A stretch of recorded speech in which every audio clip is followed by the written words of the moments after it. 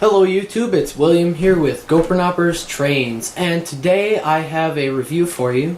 This time it is Mehano's Pennsylvania GG1 in Tuscan Red, number 4910. This particular unit I purchased in a lot of stuff, two parts of which can be seen over there. That's Southern Pacific 462 and a Baltimore and Ohio 6-axle diesel. The entire thing cost $55, meaning that this locomotive was $18.50. This particular unit I had to do some repairs on, and I will show you when I remove the shell what exactly I had to do. So let's dive right into the review. The first thing I'm going to do is move it down the track a little bit so that this signal right here isn't in the way. So just some general features regarding this model. This particular unit is a dual motored unit with two flywheels, one per motor. Each of the two large main trucks is driven and all wheels provide power. You can also use the catenary system to provide power to the unit as well, which you'll see when I take the shell off. You will run power to one rail and then another to the catenary, which will be held above the track. And when I first found this out, I thought that it was a very, very cool feature. I was not expecting that out of a Mehano locomotive. This unit also features directional headlighting and several separately applied details, which include these Pantograph insulators all around the outside. The Pantographs are sprung. Horn hook couplers, metal cut bars on the front, and we have some very nice molded in detail on the sides. Now there's not too much for detail on this unit. However, considering the price, I don't think you could possibly go wrong here. Now just really quick, I'd like to talk about running quality before we go into the actual running action and freight shots of this unit. This thing is a very smooth runner. It's nice and quiet, and like I said, it runs really smooth, and those dual motors really give it a good bit of power, which you will see in just a moment. One last thing I'd like to talk about is DCC readiness before I remove the shell. I'm not entirely sure, but it looks like the motors are already insulated from the frame, as most of it is plastic, so a DCC install should be relatively easy. So you'll see I've raised up the tripod quite a bit, and there's good reason for that. So now I'm going to remove the shell. This is very easy to do and makes surfacing the unit a cinch. Just lift out on the sides of the shell underneath the front of the unit, do the same on the back of the unit to release the snaps on the inside, and then just kind of gently lift until the shell pops off. So there we go, you can now see inside the unit, and I have lost tracking on part of it. Now a couple modifications that mine has are I've removed the wire harnesses from the top of each drive unit, and the reason for that is that those wire harnesses were making the engine run rough for some strange reason. There was one or two wires that would get wrapped around the universal joints, but you can see that we have dual motors, one on each end, and they are both can motors and they run very smoothly and silently. Yes, most of the weight of the unit is provided by that large lead brick in the middle, but other than that, I don't think there are any complaints with this unit at all. Now we've got the shell back on, and reinstalling the shell is just as easy as taking it off. You just simply slide it back over the unit and press down on the top. So now we've dropped back down to what is more or less eye level, and I'm going to show you that the Pantographs do lift up, as you can see in the back, and I'll do it in the front too. There you go. Now I believe it's prototypical to only have the pantograph that is towards the back of the locomotive in operation up. Now the only real problem with mine is that the spring clips for the pantograph have been bent, so I kinda have to fight with it a little bit to get it to stay in place, but I will fix that off camera for you unless I can get it like right about here. But there are two small tabs in the base of the pantograph that will hold it in place. Alright, so one last thing before we go to the running action shots, I'd like to give my overall impression of this model. I think that this is an incredibly strong model. It is quickly becoming one of my favorite larger engines, certainly my favorite diesel-electric. I consider diesels and electrics to be the same. Steam is in a class by itself. Yes, I understand the differences, blah, blah, blah, blah, blah, but that's not why we're here. If you can find one of these for under, I would say $60, you've got an incredible deal on your hands.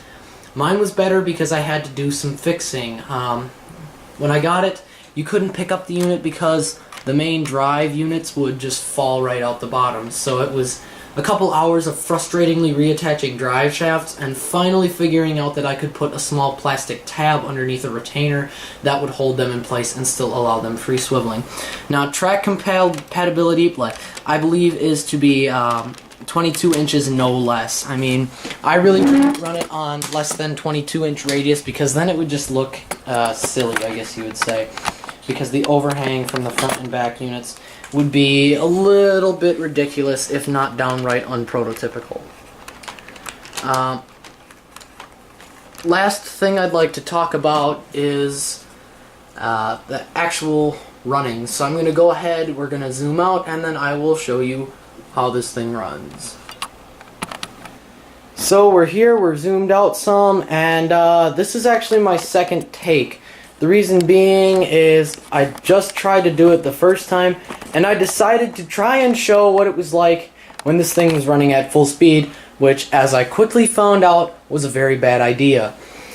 Another reason why I really wouldn't recommend running this on anything less than 22-inch radius curves is that when it went around this corner, the unit was actually moving so fast that it tore off the track and fell over on its side.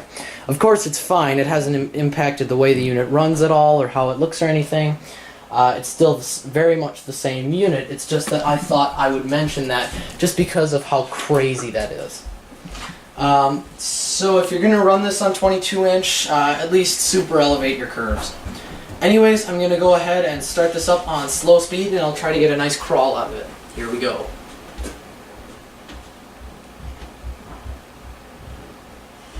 Oops, I'm still running it backwards.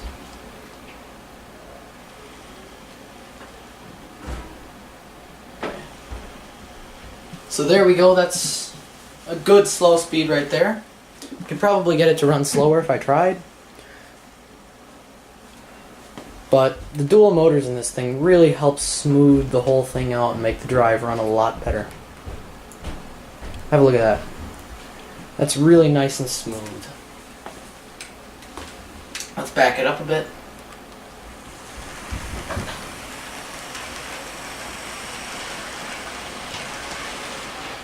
So as you can hear, it's incredibly quiet. You can only really hear the wheels on the track as the unit runs.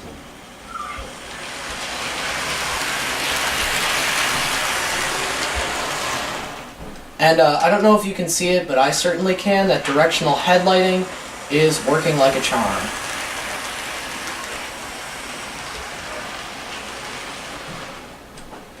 I have to remember that about the farthest you can see is this second block signal right here. That has been recently installed. So we run it past a bit more speed. I'm going to let that complete the circuit.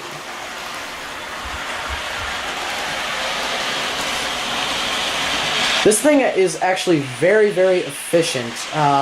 Very low current draw, and it starts moving at around the 10 mark on my Bachmann speed controller. Where it's at right now, the needle is set to 35.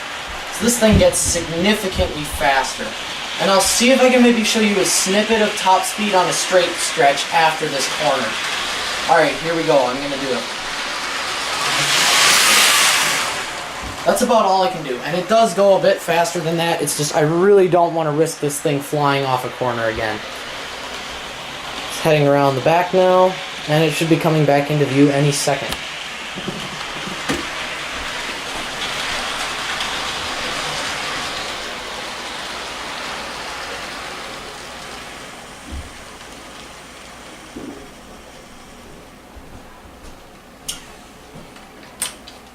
So anyways, that's a bit of running with the engine. And what I'm going to do is I'll go ahead and cut away to eye level. I'll throw some boxcars behind the unit and we'll run it. Okay, so here we are. We're all set to roll it out. But one thing I would like to say before I start this train up is wow. This thing is crazy powerful, and you'll see what I mean once I start this train moving. There's a bit of wheel slip at the beginning, but after that, not much else. And you will be amazed at the pulling power of this. These are not free rolling cars either, and some of them have added weight to them. So, especially my custom Railbox boxcar from Tyco over there, I could never get that thing to roll right, but I added a ton of weight to it. So anyways, let's go ahead and roll it out. Thank you guys for watching. Please rate, comment, and subscribe, and I will see you guys next time.